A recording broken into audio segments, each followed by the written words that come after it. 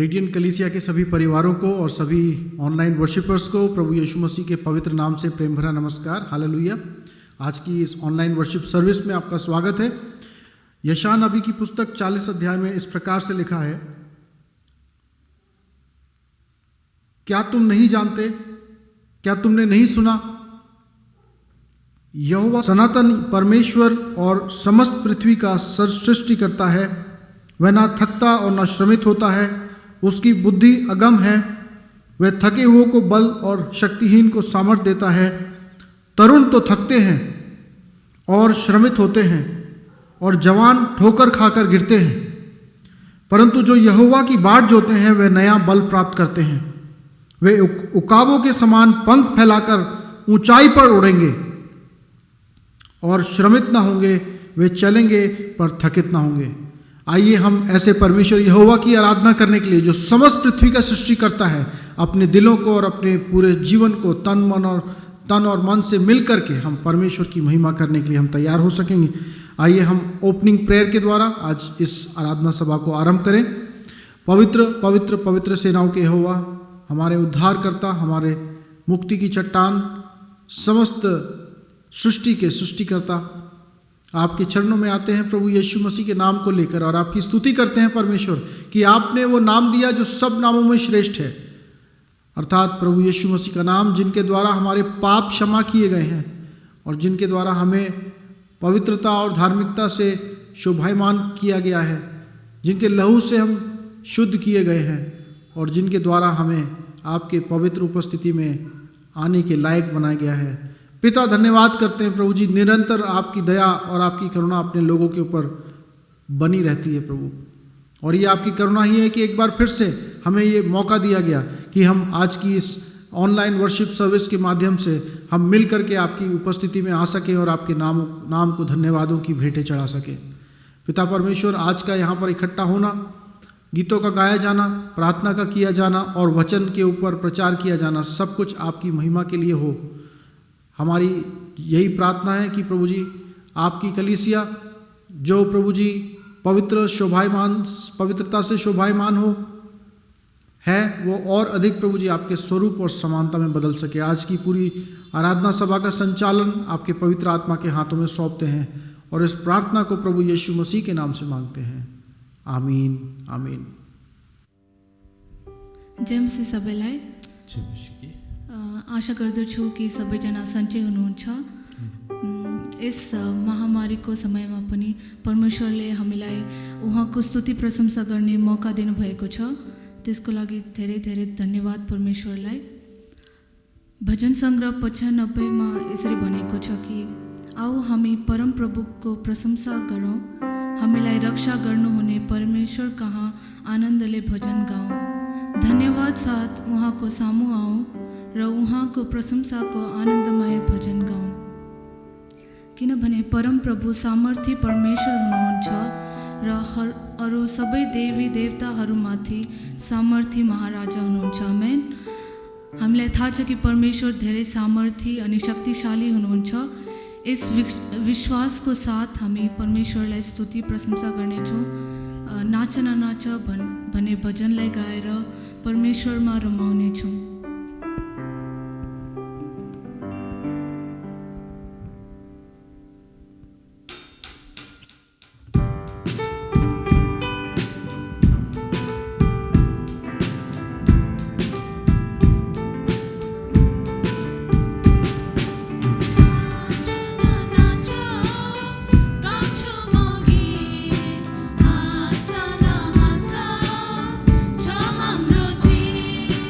Nah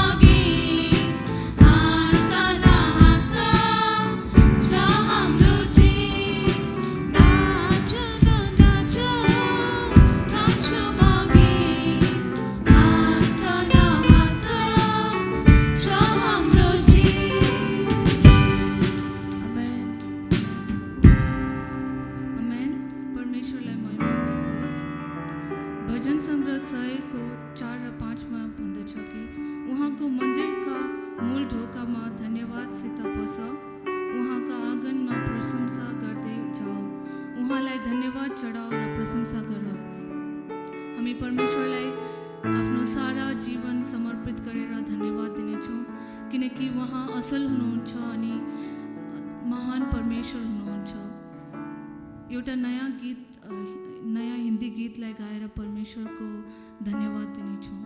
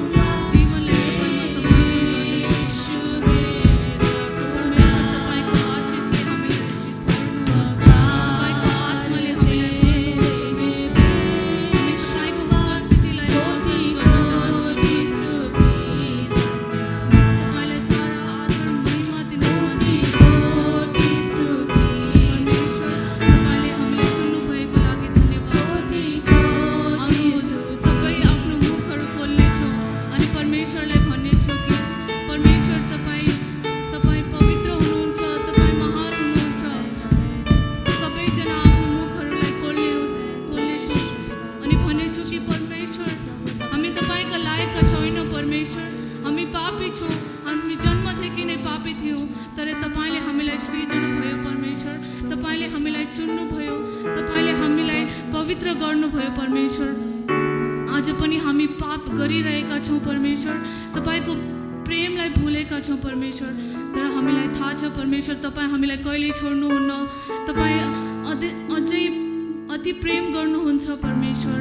परमेश्वर हामी तपाईँलाई धन्यवाद दिन्छ परमेश्वर। तपाईँको आत्माले हामीलाई भर्नुहोस्, तपाईँको उपस्थिति हामीमा हामी तपाईँलाई उपस्थितिलाई देख्न चाहन्छौँ परमेश्वर। परमेश्वर हामीलाई थाहा छ कि हामी पाप गर्दैछौँ परमेश्वर, हामी तपाईँको प्रेमका लायकका छैनौँ परमेश्वर। तर हामीलाई थाहा छ कि तपाईँ हाम्रो हातलाई थामिरहेका छौ परमेश्वर। हामी दिन प्रतिदिन तपाईँको वचनलाई सुन्न चाहन्छौँ, तपाईँको आवाजलाई सुन्न चाहन्छौँ परमेश्वर। हामी पापमा जाँदाखेरि हामी तपाईँको आवाजलाई सुन्न चाहन्छौँ परमेश्वर। जे जति वचनहरू हामी सुन्दछौँ त्यस वचनलाई आफ्नो जीवनमा हाल्नमा हामीलाई सहायता गर्नुहोस् परमेश्वर। परमेश्वर हामी तपाईँ जस्तो बन्न चाहन्छौँ, तपाईँ हामीलाई सहायता गर्नुहोस्। जे जति वचन पास्टरद्वारा हामी सुन्नेछौँ, हामी त्यस वचनलाई आफ्नो जीवनमा राख्न पाऊँ परमेश्वर, त्यस वचनलाई आफ्नो जीवनमा राख्न सकौँ परमेश्वर। परमेश्वर हामी तपाईँलाई सारा आदर महिमा आफ्नो जीवनलाई तपाईँमा समर्पण गर्दछौँ अनि माग्दछौँ बिन्ती अनि प्रार्थना प्रभु येशू ख्रीष्टको नाममा। यहाँहरू सम्पूर्णलाई प्रभु येशू ख्रीष्टको नाममा जय मसीह। परमेश्वरलाई धन्यवाद दिँदछु, मलाई आज यस परमेश्वरको भवनसम्म आउने मलाई मौका दिनुभयो ताकि आजको मुख्य बुदा पहिलो सामुएल 15:19 लिएर 25सम्म छ। आज म यो मुख्य बुदालाई पढिदिनेछु। आजको यो वचनद्वारा मण्डली परिवार सबै आशिषी हुनुहुनेछ भन्ने म आशा राख्दछु। यहाँ यसरी भनेको छ, तपाईँले किन परमप्रभुको आज्ञा पालन गर्नु भएन? तपाईँले किन लुटका माल लिनुभयो र परमप्रभुको दृष्टिमा जे कुरा खराब थियो त्यही गर्नुभयो? शाऊलले शमूएललाई उत्तर दिए, तर मैले त परमप्रभुको आज्ञा पालन गरेँ। परमप्रभुले पठाउनु भएको ठाउँमा म गएँ र अमालेकीहरूका राजा आगागलाई समातेर ल्याए। उनीहरूमध्येका बाँकीलाई चाहिँ मैले नष्ट पारिदिएँ। लुटका मालबाट सिपाहीहरूले भेडा र गाई गोरु अनि सबभन्दा असल चिज चाहिँ गिलगालमा परमप्रभु तपाईँका परमेश्वरको निम्ति बलिदान चढाउनलाई राखेका छन्। तर शमूएलले भने, होमबलि र बलिदानभन्दा बेसी परमप्रभुले आज्ञा पालन नै रुचाउनुहुन्न र आज्ञा पालन बलिदानभन्दा उत्तम हो र उहाँको वचन मान्नु भेडाको बोसोभन्दा असल हो। उहाँको आज्ञा उल्लङ्घन गर्नु तन्त्र मन्त्रको पाप जस्तै हो र हट्टी हुनु मूर्ति पूजा गर्नु जस्तै खराब हो। तपाईँले परमप्रभुको वचनलाई त्याग्नुभयो, यसैले परमप्रभुले पनि तपाईँलाई राजाको पददेखि त्याग्नु भएको छ। शाऊलले शमूएललाई भने, मैले पाप गरेँ, मैले परमप्रभुको आज्ञा र तपाईँको हुकुमको वास्ता गरिनँ। म मानिसहरूसँग डराएँ र तिनीहरूको कुरा मैले माने। अन्तिम पद, म अब आज्ञा गर्दछु कि मेरो पाप क्षमा गर्नुहोस्, मसँग आउनुहोस् र म परमप्रभुको सामु दण्डवत गरौँ। आमेन। हालेलुया। संदेश में जाने से पहले मैं आपको यही बोलना चाहता हूँ, यदि आपके पास कोई प्रेयर रिक्वेस्ट है तो ज़रूर से आप अपने फेलोशिप ग्रुप के जो आपके लीडर्स हैं या फिर आपके जो पासबान पास्टरल टीम में हैं उनको आप ज़रूर अपने प्रार्थनाओं को निवेदनों को भेजें और प्रार्थनाओं के द्वारा हम एक दूसरे को हम सहायता कर सकते हैं। और यदि आपके आसपास में कोई ऐसे व्यक्ति हैं जिनको सहायता की प्रैक्टिकल लेवल के ऊपर ज़रूरत है तो ज़रूर उनको भी आप अपना हाथ बढ़ाएं और उनकी मदद करें, क्योंकि यही समय होता है कि जब परमेश्वर ने हमें एक परिवार के रूप में बांधा है। इन्हीं ऐसे समयों के लिए परमेश्वर ने अपनी कलीसिया को स्थापित भी किया है ताकि हम एक ऐसी कलीसिया बने जो एक केयरिंग कलीसिया है और अपने आसपास के जो दुख और दर्द में लोग हैं उनकी केयर करने वाली और उनकी सहायता करने वाली कलीसिया है। तो ध्यान करें कि आप लोगों के लिए प्रार्थनाओं में लगे रहें और अपने भारतवर्ष के लिए, अपने जो हमारा देश है उसके लिए प्रार्थनाओं में लगे रहें। और साथ में यदि कोई भी आपके पास ज़रूरतमंद व्यक्ति आपको दिखाई देता है तो आप उसकी भी मदद करने के लिए ज़रूर अपना हाथ बढ़ाएं, क्योंकि प्रभु यीशु मसीह ने हमें यही सिखाया भी है। आमीन। और आपसे एक और अनुरोध है कि आप अपने ऑफरिंग को और अपने टाइट्स को जो है निरंतर अपनी कलीसिया में देते रहें।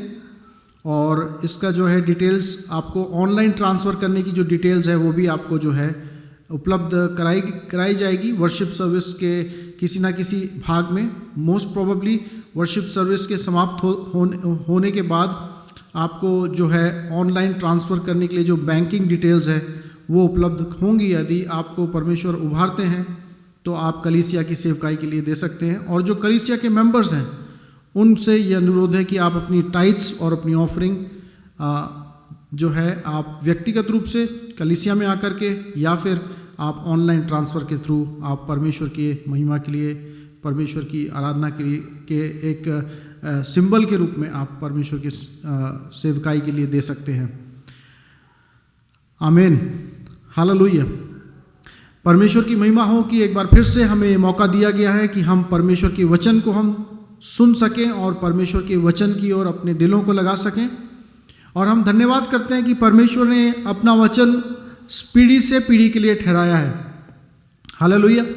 और आज से हम एक हम सीरीज़ को स्टार्ट करेंगे कि हम देखना चाहते हैं राजाओं के विषय में। और आज विशेषकर हम जो सॉल राजा के विषय में हम कुछ बातें उसके जीवन से सीखेंगे और किस प्रकार से जो है वो इज़राइल का पहला राजा जो है वो नियुक्त किया गया। और जो है हम देखते हैं कि उसके जीवन में एक शुरुआती दौर में उसके जीवन में बहुत आशीषें थी, लेकिन धीरे धीरे हम देखते हैं कि उसके जीवन में जो है गिरावट आने लगी और एक बहुत ही प्रभावशाली जीवन का एक बहुत ही दर्दनाक अंत होता है। एक ऐसा जीवन जो कि आशीषों से भरा हुआ है, जिसके जीवन में कॉलिंग है, जिसके जीवन में अनॉइंटिंग है, लेकिन हम देखते हैं कि धीरे धीरे जो है उसके जीवन में परमेश्वर से दूरी आती जाती है और उसके जीवन में एक आत्मिक गिरावट आती है। और उसके द्वारा हम देखते हैं अंत में जो है वो उसका जीवन असमय के मृत्यु के द्वारा जो है, जिसमें कि वो खुद ही अपने आप को मार लेता है। इस प्रकार से उसका एक दर्दनाक अंत हुआ। और हम देखेंगे जो शिष्यता से संबंधित कुछ ऐसे एग्जाम्पल्स होते हैं जो कि पॉजिटिव एग्जाम्पल्स होते हैं, जिनके द्वारा कि हम कुछ अच्छी चीज़ों को सीख सकते हैं। और कुछ ऐसे एग्जाम्पल्स होते हैं जो नेगेटिव एग्जाम्पल्स होते हैं, जिनके द्वारा हम ये सीखते हैं कि हमें कौन सी चीज़ों से बचकर रहना है और कौन सी चीज़ों को हमें नहीं करना है। तो आज जो है शिष्यता से संबंधित हम कुछ ऐसी बातों को हम देखेंगे जो हमें जिन चीज़ों से बचना है। आमीन। क्योंकि अगर हम चेतावनी ना पाएं, वचन से चेतावनी ना पाएं, तब क्या हो सकता है, हम भी उसी प्रकार से जैसे हमारे से पहले कुछ लोगों के साथ हुआ वैसे हमारे साथ और मेरे साथ और आपके साथ भी हो सकता है। आमीन। तो इसीलिए हमें वचन से चेतावनी पानी है और सॉल राजा के जीवन से हमें सीखना है कि कैसे उसने जो है अपने आत्मिक जीवन का, अपनी बुलाहट का उसने जो है ध्यान नहीं किया, परमेश्वर से अपनी संगति को उसने कल्टीवेट नहीं किया, उसने उसको नर्चर नहीं किया और उसके जीवन का एक बहुत ही दर्दनाक अंत हुआ। आज के लिए जो भाग चुना गया है वो पहला शमूएल उसका 15 अध्याय से लिया गया है, जहाँ पर कि हम देखते हैं कि परमेश्वर ने सैमुएल जो नबी था, एक भविष्यवक्ता है, उसको जो है परमेश्वर ने चुना कि जो है तुम जा करके जो है वो एक राजा को चुनो। और उसके बाद जो है हम देखते हैं कि परमेश्वर का वचन कहता है कि सॉल राजा को जो है सैमुएल ने चुना और उसको अभिषेक किया और उस तरीके से वो राजा बनाया गया। और 15 अध्याय के 2 और 3 पद में लिखा गया है कि परमेश्वर के द्वारा ये कमांड दिया गया कि तुम जाकर अमालेकियों को जो है उनको पूर्ण रूप से आप उनको नाश करो और उसका रीज़न जो है वो दिया गया है कि परमेश्वर का क्रोध उस पर्टिकुलर उस जाति के विरुद्ध में आया, और उसका रीज़न ये है, हम देखते हैं कि वो एक ऐसी जाति है जो एक परमेश्वर के लोगों का विरोध करने वाली जाति है, और वो एक ऐसी जाति है जो परमेश्वर के लोगों का ही विरोध करने वाली नहीं, लेकिन परमेश्वर के जो नैतिक नियम हैं उनका भी विरोध करने वाली है। और हम देखते हैं कि जब इजरायली लोग जो है मिस्र की गुलामी में से प्रतिज्ञा की भूमि की ओर जा रहे थे, तब ये अमालेकी लोग ही थे जिन्होंने रफीदीम के क्षेत्र में अमालेकियों ने जो है इजरायलियों के ऊपर आक्रमण किया था। और ध्यान देने वाली बात है, जब आप निर्गमन उसका 17 अध्याय और उसका 8 पद से 16 पद तक पढ़ेंगे, तब वहाँ पर लिखा हुआ है कि उन्होंने पीछे से जो कमज़ोर लोग थे उनके ऊपर आक्रमण किया, और जो उनके ऊपर जो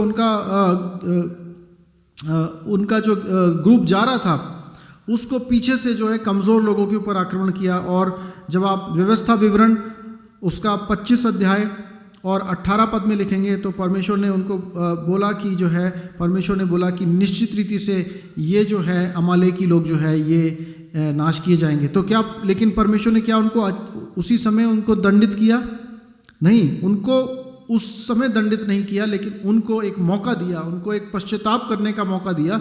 लेकिन हम देखते हैं कि अमालेकी लोगों ने बिल्कुल भी पश्चाताप नहीं किया, और हम देखते हैं कि उन्होंने जो है अपनी बुराई से पीछा नहीं छोड़ा। और जब हम देखते हैं कि न्यायियों के समय में भी, जब हम देखते हैं गिदोन के समय में, ये अमालेकी लोग और मिद्यानी लोग जो है वो इजरायलियों पर निरंतर आक्रमण किया करते थे, और उनकी फसल को और उनकी भूमि को और उनके सब प्रकार की बातों को, उनके रहने के स्थानों को तहस नहस कर दिया करते थे। तो इस प्रकार के लोग थे जिनके अंदर क्रूरता है, जो परमेश्वर के लोगों के विरोधी हैं, और जो किसी भी नैतिक जो है सिद्धांतों के अनुसार जिनका जीवन संचालित नहीं है। और परमेश्वर ने इन लोगों को कुछ समय दिया, लेकिन एक ऐसा समय आया जबकि परमेश्वर ने इस बात को सौल राजा के ऊपर प्रकट किया कि अब समय आ चुका है, अब इनके पाप का घड़ा भर चुका है, अब मैं तुम्हें आज्ञा देता हूं कि तुम जाओ और इस जाति को पूर्ण रूप से इसको नाश कर दो। और हम देखते हैं कि इस आज्ञा का जो है पालन सौल राजा ने किया, लेकिन सौल राजा ने उसको पूर्ण रूप से पालन नहीं किया। और हम यहाँ पर देखते हैं कि ये चीज़ जो है ये सौल राजा के लिए एक आत्मिक पतन का कारण बन गई। हम 9 पद में देखते हैं क्या लिखा हुआ है यहाँ पर 15 अध्याय के 9 पद में, पहला शमूएल 15:9 में लिखा है, परंतु शाऊल और लोगों ने अगाग के साथ सर्वोत्तम भेड़ बकरियों को, गाय बैलों को, मोटे मोटे पशुओं को, मेमनों और सब अच्छी वस्तुओं को बचा लिया। वे उनका सर्वनाश नहीं करना चाहते थे। यहां पर क्या लिखा हुआ है, सौल और उनके साथियों ने, यानी कि सौल भी उसमें शामिल है। राजा की मर्जी के बगैर सैनिक कुछ नहीं कर सकता है। तो यहां पर लिखा हुआ है कि सौल और उसके साथियों ने जो इस प्रकार की चीजों को, जो उत्तम वस्तुएं थी, उनको बचा लिया, और परंतु प्रत्येक तुच्छ और निकम्मी और अनुपयोगी वस्तु को उन्होंने पूर्णतः नष्ट कर दिया। अब आप देखिए कि किस प्रकार से जो है उनके दिल में एक आज्ञा पालन करने, पूर्ण रूप से आज्ञा पालन करने के प्रति क्या आ गया, उनके दिल में खोट आ गया। और यहाँ पर साफ लिखा हुआ है कि शाऊल और उसके साथियों ने ऐसा किया। मैं आपको ये इसलिए बता रहा हूँ कि क्योंकि हम आगे देखेंगे कि कौन से ऐसे कारण हैं जो इस अनाज्ञाकारिता के कार्य के पीछे उसके छिपे हुए उसके फैक्टर्स हैं। कौन से ऐसे चीज़ें हैं जिसके द्वारा कि उसने इस अनाज्ञाकारिता को भी अंजाम दे दिया, और उसके बाद कैसे कैसे वो अपने पाप को जो है मानने के विपरीत अपनी सफाइयों को देने में जो है लगा रहता है। क्योंकि यहाँ पर लिखा हुआ है कि शाऊल शामिल था, लेकिन बाद में शाऊल कहता है कि मैं नहीं, मेरे जो साथ में सैनिक लोग थे उन्होंने ऐसा किया। तो आइए हम देखते हैं कुछ ऐसी मेन बातें जो कि हम सौल के राजा के जीवन में हम देखते हैं कि उसने किस प्रकार से उसके जीवन में एक आत्मिक पतन का उसने अनुभव किया। यहां पर हम देखते हैं कि उसने, जैसे मैंने आपको बताया कि उसने कुछ ऐसी वस्तुएं ले ली जो उसके लिए जो है उनको बचा लिया, जो उसके लिए जो है ये अनुचित था। जब आप लेव व्यवस्था उसका 27 अध्याय और उसका 29 पद को पढ़ेंगे तो वहाँ पर आप पाएंगे कि वहाँ पर परमेश्वर ने क्या है कि जो भी वस्तु या व्यक्ति जिसको जो मैंने अपने प्रति एक उसके लिए नाश होने के लिए या बलि के लिए मैंने चुना है, उसको जो है छुड़ाया नहीं जा सकता। यानी कि वो पूर्ण रूप से परमेश्वर के सम्मुख जो है उसको इस प्रकार से उसको निर्धारित किया गया है कि उसका जो है उसको पूरी तरीके से परमेश्वर के लिए उसको समर्पित कर दिया गया है या परमेश्वर के लिए उसको सौंप दिया गया है। अब उसके लिए रिडीम करने के लिए उसके विषय में कोई भी संभावना नहीं है। लेकिन हम देखते हैं कि उसने जो भी कुछ परमेश्वर को पूर्ण रीति से डेडिकेट करके उसको डिस्ट्रॉय करना था, क्योंकि it can not be redeemed according to the levitical law, जो लेवी व्यवस्था का नियम है उसके अनुसार उसको नहीं छुड़ाया जा सकता। जैसे मैंने आपको बताया लेवी व्यवस्था 27-29 में लिखा है। तो इससे हम जब थोड़ा सा और गहराई में उतरेंगे तो हम क्या जान सकते हैं कि केवल वही चीज़ जो उसके लिए कीमती नहीं थी वो उन चीज़ों के बिहाफ पर परमेश्वर की ओबे करना चाहता था। यानी कि जहाँ तक उसको हर्ट नहीं होता है, जहाँ तक उसके इंटरेस्ट की हानि नहीं होती है, वो वहाँ तक आज्ञाकारी होना चाहता था या हुआ। और ऐसा कभी कभी आप और मैं भी कर सकते हैं कि आप और मैं परमेश्वर की आज्ञा उस बिंदु तक मान सकते हैं जहाँ तक वो आपके और मेरे लिए इनकन्वीनियंस में ना आ जाए। लेकिन हम क्या करेंगे जब परमेश्वर की कोई ऐसी भी कमांड होती है जो आपके और मेरे लिए जो है इनकन्वीनियंस में लाने वाली होती है, राइट? उस परिस्थिति में जब परमेश्वर आपको कोई ऐसी चीज मांगते हैं जो आपके लिए अति प्रिय होती है, जब परमेश्वर कहते हैं कि तुम अपना जीवन को एक सैक्रिफाइस करो, तुम अपने जीवन को एक जीवित बलिदान के रूप में मेरे सम्मुख लाओ और इस संसार के सदृश ना बन जाओ, तब जब आपको उस पॉइंट के ऊपर सैक्रिफाइस करना पड़ता है, आपको अपने समय का सैक्रिफाइस करना पड़ता है। मान लीजिए आपको अपने जो डिजायर्स हैं, जो दुनिया में लोगों के समान आप बनना चाहते हो, उनके समान आप कुछ अपना जीवन जीना चाहते हो, आपकी महत्वाकांक्षाएं, परमेश्वर का वचन कह देता है यदि तुम जो है अब मेरे पीछे ना हो लो और अपने आप का इनकार करके मेरे पीछे ना हो लो, तब तक तुम मेरे चेले नहीं हो सकते। लेकिन यहाँ पर हम देखते हैं कि उसकी जो ओबीडियंस है वो कन्वीनियंस के ऊपर डिपेंडेंट है। जहाँ तक उसको कन्वीनियंट लग रहा है वो वहाँ तक ओबे करना चाहता है, और जहाँ पर उसको लगता है कि नहीं ये कुछ कीमती चीज़ें हैं, वो उन कीमती चीज़ों को जो उसके लिए कीमती थी, उसकी नज़र में कीमती थी, उसको रोक लेता है। और मेरा ध्यान मलाकी की पुस्तक पे भी गया। हम लोग ने कुछ समय पहले मलाकी की पुस्तक का भी अपने सेल ग्रुप में अध्ययन किया था। तो हमने मलाकी की पुस्तक में क्या देखा कि वो यहूदी लोग जो है परमेश्वर के भेंटों के रूप में एक ऐसे प्रकार के बलिदानों को लाते थे, ऐसे प्रकार के भेंटों को लाते थे जो कि किसी इंसान को देने योग्य भी नहीं है।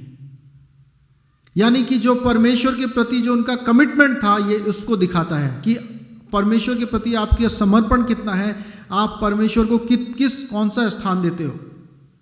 क्या परमेश्वर आपके जीवन का प्रमुख स्थान है या आप अपने जीवन के प्रमुख स्थान पर विराजमान हो? आपके सिंहासन पर परमेश्वर विराजमान है या आप विराजमान हो? ये आपके उस आज्ञा पालन से और आपके उस समर्पित जीवन से प्रकट होगा जो आप परमेश्वर के लिए दिन प्रतिदिन बिताते हो। और हम देखते हैं कि सौल जो है इस बात में चूक गया और उसने आज्ञा तो पालन करी, लेकिन केवल उस समय तक, उस बिंदु तक, जिस बिंदु तक उसे जो है उसके जो प्रेफरेंसेस हैं, उसके जो चाहत है, उसका जो है विरोध ना हो। यानी कि उसने अपनी चाहत को, अपने अरमानों को, अपने विचारों को ज़्यादा अहमियत दी, परमेश्वर की चाहत को, परमेश्वर के विचारों को और परमेश्वर की योजना को उसने अपने जीवन में कम अहमियत दी। और यही कारण था कि वो क्या हो गया, उसने आज्ञा मानी लेकिन अधूरी आज्ञा मानी।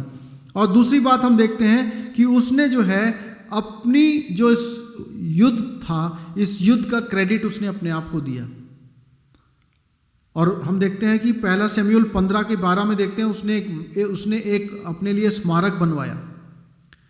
लेकिन जब आप देखते हो कि पहला शमूएल 7 अध्याय के 12 पद में आप देखोगे तो वहाँ पर एक फिलिस्तीनियों के साथ जब युद्ध हुआ और परमेश्वर ने उनको विजय दी, तब शमूएल ने क्या किया? शमूएल ने परमेश्वर के लिए वेदी को बनाया और जिसका नाम उसने एबेनेजर रखा कि परमेश्वर ने हमारी अभी तक सहायता की है। आप देखते हो कि किस प्रकार से वो एक तरफ जो है शमूएल है जो परमेश्वर की वेदी को बनाता है, एक तरफ सॉल है जो अपने स्मारक को बनाता है।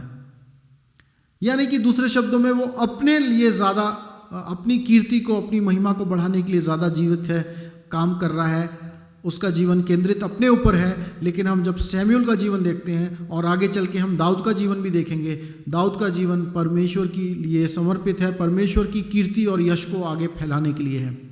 और मैं अमूमन बोलता हूँ कि हमारे और आपके जीवन का लक्ष्य क्या है। हमारे और आपके जीवन का लक्ष्य जो है वो उससे ही पता लगेगा जिसने आपको और मुझे बनाया है। और परमेश्वर का वचन ये बता देता है, यशायाह नबी की पुस्तक उसका 43 अध्याय और 7 पद में लिखा है कि हम परमेश्वर के महिमा के लिए बनाए गए हैं। हम परमेश्वर की ग्लोरी को करने के लिए, उसकी ग्लोरी को इस पूरे संसार में फैलाने के लिए बनाए गए हैं। और जब कुलुसियों उसका 1 अध्याय 16 पद पढ़ते हैं, वहाँ पर लिखा हुआ है सभी वस्तुएं, देखी और अनदेखी वस्तुएं प्रभु यीशु मसीह के द्वारा बनाई गई हैं और प्रभु यीशु मसीह के लिए बनाई गई हैं। हालेलुया। और अब समय आ गया है कि हम अपने उस दर्शन को, उस उद्देश्य को जो है अच्छी तरीके से समझ जाएं और उसके अनुसार अपने जीवन को संचालित करने लगें। अपनी यश और अपनी कीर्ति को बढ़ाने के लिए नहीं, लेकिन परमेश्वर यहोवा की यश और उसकी कीर्ति और उसकी पवित्रता को प्रकट करने के लिए अपना जीवन बिता सकें। हालेलुया। लेकिन हम देखते हैं यहाँ पर भी सॉल चूक गया। सॉल अपनी यश और अपनी कीर्ति को बढ़ाने के लिए काम करने लग गया। और जैसा कि हम देखते हैं कि पहला शमूएल 15 के 15 में उसने क्या किया? उसने अपनी गलती तो मानी, लेकिन अपनी गलती को जो है उसने क्या किया, मतलब दूसरे के ऊपर अपनी गलती का एक तरीके से दोष भी डालने लगा। उसने क्या किया कि जो मेरे साथ सैनिक गए थे उन्होंने जो है मेरे आज्ञाओं का ध्यान ना रखते हुए, परमेश्वर की आज्ञा का ध्यान ना रखते हुए उन्होंने जो है अच्छी और उत्तम पदार्थों को जो है अपने लिए रख लिया। तो यानी कि जो है वो दूसरों के ऊपर अपनी गलतियों का और अपने लीडरशिप में जो उसने मिस्टेक्स करी हैं उसका जो घड़ा है वो दूसरों के सर के ऊपर फोड़ देता है वो। और कभी कभी हम भी होता है कि जब हमारे जीवन में हम कुछ गलत करते हैं तो हम उसका जो है जिम्मेदारी खुद ना लेकर के उसकी जिम्मेदारी हम किसी और के ऊपर डाल देते हैं। हम कह देते हैं हमने ये काम इसलिए किया क्योंकि उसने हमें ऐसा प्रभावित कर दिया था, हमने ऐसा कर दिया क्योंकि जो है उसने ऐसा किया था। और कभी कभी हम उसको डिनाई कर देते हैं, हम सीधे सीधे ये कह देते हैं हमने नहीं किया लेकिन ये किसी और ने किया है। और यही जो है हम देखते हैं कि सॉल के जीवन में हुआ, जिसके कारण उसके जीवन में एक बहुत बड़ी जो है उसके विनाश का कारण आ गया। और हम देखते हैं कि उसको परमेश्वर के दास के द्वारा उसको संदेशा मिला कि तुझे परमेश्वर ने इज़राइल का राजा होने से के लिए तुझे ठुकरा दिया गया है और राज्य तेरे से छीन लिया गया है। और हम देखते हैं कि उसने ना केवल ये किया, लेकिन उसने क्या किया कि उसने बोल दिया कि मैंने ये काम जो है, जब अपनी गलती मान भी ली उसने, तो भी वो जो है वो कहता है कि मैंने ये काम इसलिए किया ताकि मैं जो है इन जानवरों को परमेश्वर के लिए जो है बलि चढ़ा दूं। पहला शमूएल 15 का 21 में क्या लिखा हुआ है? वहाँ पर वो कहता है कि मैंने जो है इन जानवरों को, परंतु लूट के और नाश करने वाले अच्छी अच्छी भेड़ बकरियों और गाय बैलों और कुछ ले आए कि गिलगाल में उन्हें तेरे परमेश्वर यहोवा के लिए बलिदान चढ़ाए। देखिए किस प्रकार से इसके जीवन में क्रूर एक चालाकी, एक धोखेबाजी, एक झूठ जो है, इसके अंदर झूठ पर झूठ बोलता जा रहा है ये, है ना। पहले इसने बोला कि सैनिकों ने जो है ये जो है इस कार्य को अंजाम दिया। अब वो दूसरी बात कह रहा है, अब वो कह रहा है कि ये जो भले भले जो जानवर हैं या जो भली भली बलिदान की वस्तुएं, इनको मैं तेरे परमेश्वर के लिए समक्ष बलिदान करने के लिए ले आया हूँ। देखो कई बार जो होता है जब आप कोई इंसान कुछ करता है तो उसका क्या कर देता है, वो उसको जो है उसको एक स्पिरिचुअल उसका एंगल दे देता है कि मैंने ये काम इसलिए किया था कि मैं इसको परमेश्वर के लिए मैं करना चाहता था। लेकिन अगर आप मरकुस उसका 7 अध्याय उसके 10 को और 12 को पढ़ोगे, वहां पर भी प्रभु यीशु मसीह कहते हैं कि कुछ लोग ऐसे हैं जो अपने आप को धार्मिक दिखाते हैं संसार के सामने, और ऐसा दिखाते हैं कि वो जैसे परमेश्वर की आज्ञा का पालन कर रहे हैं, लेकिन जो है वो लोग ऐसे लोग हैं जो जिनका हृदय परमेश्वर से दूर है और जो परमेश्वर की आज्ञा को सही रूप से नहीं पालन कर रहे हैं, लेकिन केवल एक दिखावटी रूप से पालन कर रहे हो। और वो कहते हैं कि जो कुछ ऐसे लोग हैं, बाइबल में कहा गया है कि तुम अपने माता पिता का आदर करना, लेकिन जो है कुछ लोग ऐसे हैं जो कहते हैं कि वो जो भी कुछ मेरे माता पिता को मुझसे प्राप्त हो सकता था उसको क्या कर दिया गया है, कुर्बान कर दिया गया है, परमेश्वर को डेडिकेट कर दिया गया है, डिवोट कर दिया गया है। इसीलिए अब जो मेरी जिम्मेदारी थी अपने माता पिता की आदर करने की और उनकी देखभाल करने की, उससे मैं क्या हो गया हूँ, बरी हो गया हूँ। परमेश्वर कहते हैं ऐसे झूठे अगुओं से, ऐसे झूठे लोगों से तुम क्या होना, सावधान रहना, ताकि उनका जो झूठ का खमीर है वो तुम्हारे जीवन में भी ना प्रवेश कर जाए, क्योंकि वो दिखाने के लिए और अच्छे लुभावने वाली बातें करते हैं जो लोगों को धार्मिक चीज़ों की ओर आकर्षित कर सके, लेकिन वो स्वयं जो है उन आज्ञाओं को हृदय की गहराइयों से जो है वो उन आज्ञाओं का पालन नहीं करते हैं। और लास्ट टाइम हमने देखा था ओपनिंग, जब कॉल टू वर्शिप के लिए जो भाग पढ़ा गया था वो भजन संहिता 119 और उसका 4 में से लिया गया था। उसमें लिखा गया है परमेश्वर ने अपनी व्यवस्थाओं को इसलिए दिया है ताकि उनको क्या किया जाए, यत्न के साथ उनका पालन किया जाए, so that they might be followed diligently. उसका जो वर्ड है उसको आप बहुत ध्यान से अपने बाइबल में और अपने दिल में उसको नोट कर लीजिए। जो परमेश्वर की आज्ञा है उनको सही से और दिल की सच्चाई और गहराइयों से उसका पालन करना है। लेकिन सॉल अपनी चालाकी और झूठ में, फरेब में जो है वो क्या कर रहा है, धार्मिक वस्तुओं का उपयोग कर रहा है और अपनी मन की मर्जी को पूरा करने के लिए। बड़ी देखिए ध्यान करने वाली बात है, वो कर अपनी मनमानी रहा है, लेकिन सहारा किसका ले रहा है, वो सहारा जो है वो बाइबल का ले रहा है, वो वचन का ले रहा है। तेरे परमेश्वर को मैंने बलि करने के लिए इस प्रकार के जो है मैंने जानवरों को और जो वस्तुओं को जो है नाश नहीं किया। और हम देखते हैं कि उसके अंदर एक घमंड भी था जिसके बारे में सैमुएल ने उसको प्रकट कर दिया। सैमुएल ने उसको बोला कि तूने क्या किया है, 23 पद में लिखा हुआ है, 23 और 24 में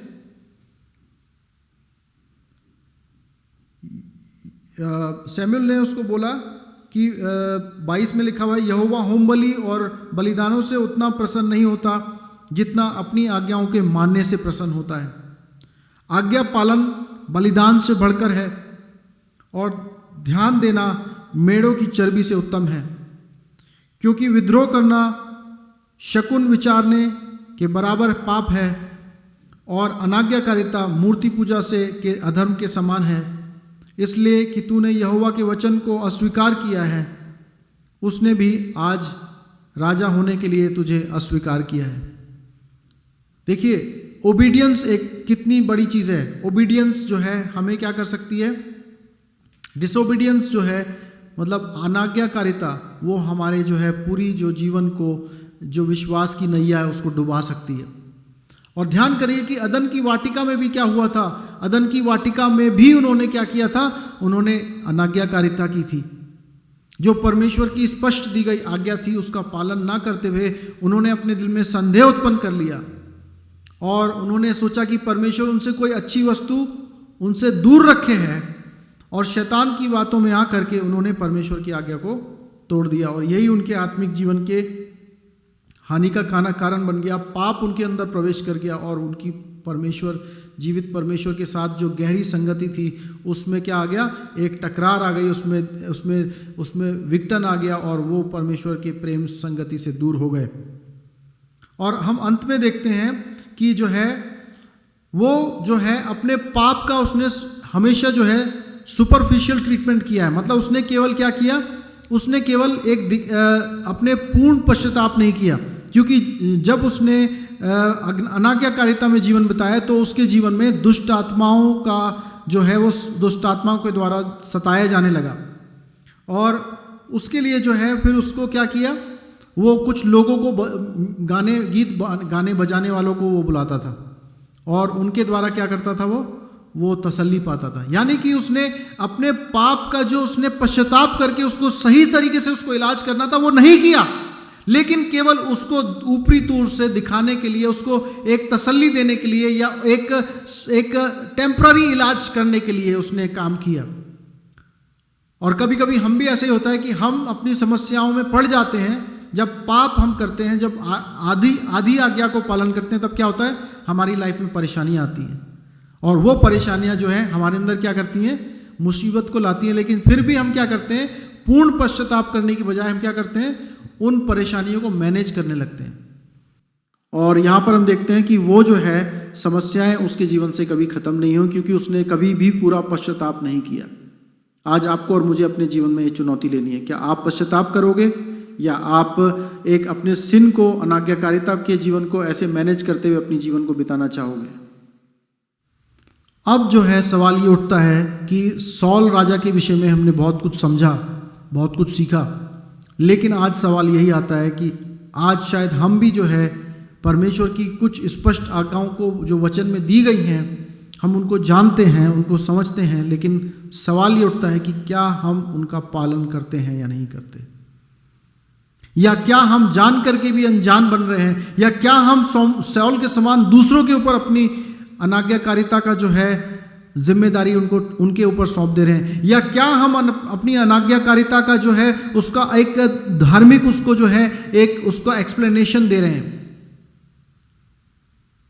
लेकिन जो है सबसे बड़ी बात यह है कि हम दुनिया वालों के सामने और अपने आप को भी धोखा दे सकते हैं, लेकिन जीवित परमेश्वर को हम धोखा नहीं दे सकते हैं। और मैंने जैसे बताया कि सॉल राजा के जीवन में क्या आया, एक घमंड आ गया और वो अपनी पॉपुलैरिटी के लिए काम कर रहा था। इसीलिए वो अंत में बोलता है कि जो है 30 पद में बोलता है कि लोगों के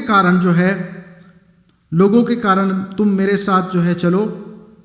वो कहता है, तब उसने कहा, मैंने पाप किया है, परंतु इज़राइल की प्रजा के प्राचीनों के सामने तो कृपया अभी मेरा आदर करके मेरे साथ लौट कि मैं तेरे परमेश्वर यहोवा की आराधना कर सकूं।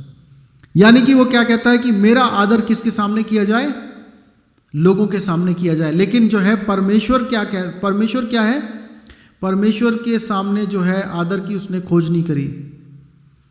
और फरीसियों के लिए प्रभु ने क्या बोला कि ये लोग ऐसे हैं जो मनुष्यों का आदर खोजते हैं, लेकिन वो आदर के वो अभिलाषी नहीं है जो परमेश्वर से मिलता है। और कभी कभी हमारा जीवन भी ऐसे प्रकार के बुराई में, ऐसे प्रकार के गलत जो है विचारों में आ सकता है कि हम लोगों के संदर्भ में, लोगों के रेफरेंस में अपना जीवन बिताना चाहते हैं।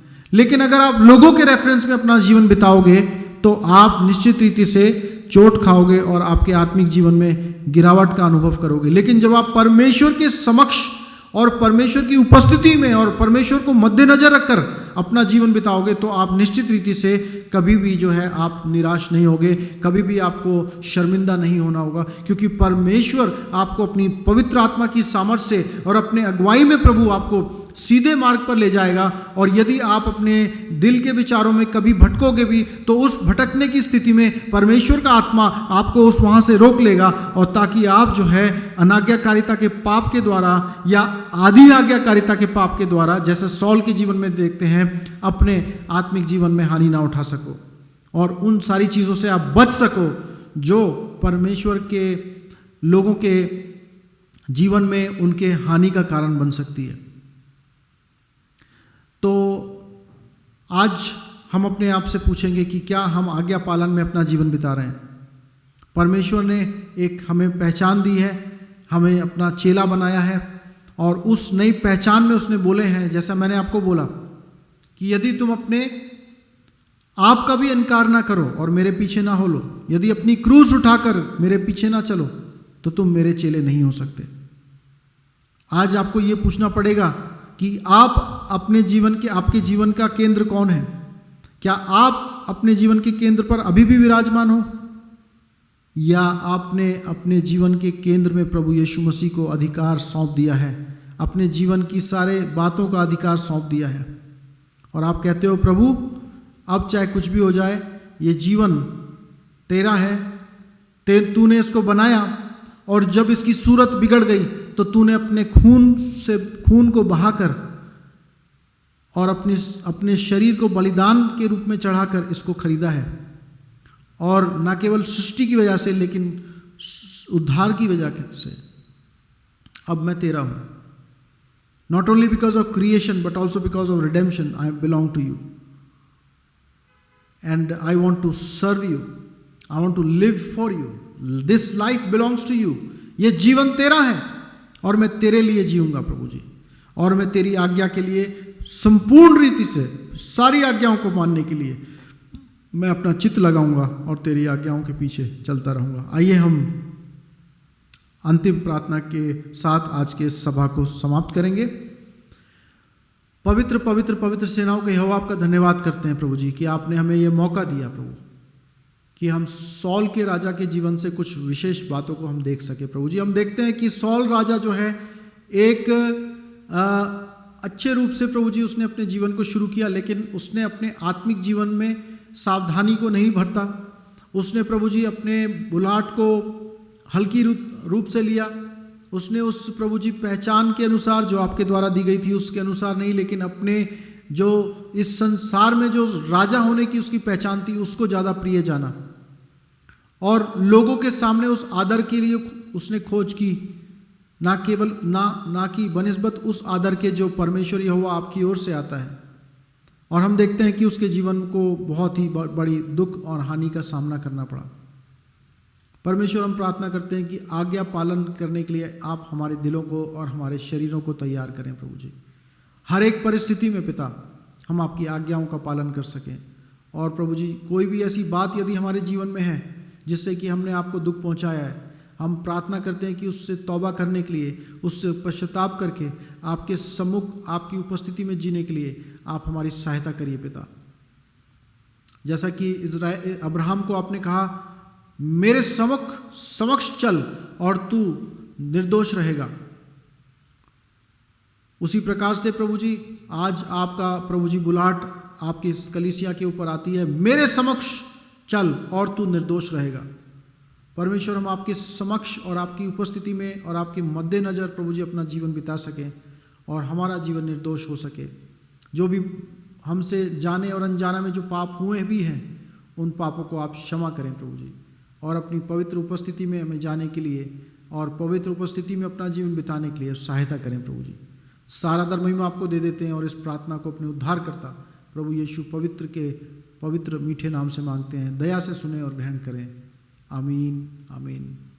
और अब हमारे पिता परमेश्वर का प्रेम और प्रभु यीशु मसीह का अनुग्रह और पवित्र आत्मा की गहरी संगति, जो सामर्थी उपस्थिति, परमेश्वर की उपस्थिति जो अपने लोगों के ऊपर देने वाला परमेश्वर है, वो उपस्थिति हर एक विश्वासी के साथ जो इस भारत में है और पूरे विश्व में है, अब से लेकर हमेशा तक होती रहे। आमीन आमीन। जय मसीह। प्रभु के प्रेम में और आज्ञा पालन के जीवन में आइए हम सब मिलकर आगे की ओर बढ़ चलें। आमीन। शालोम।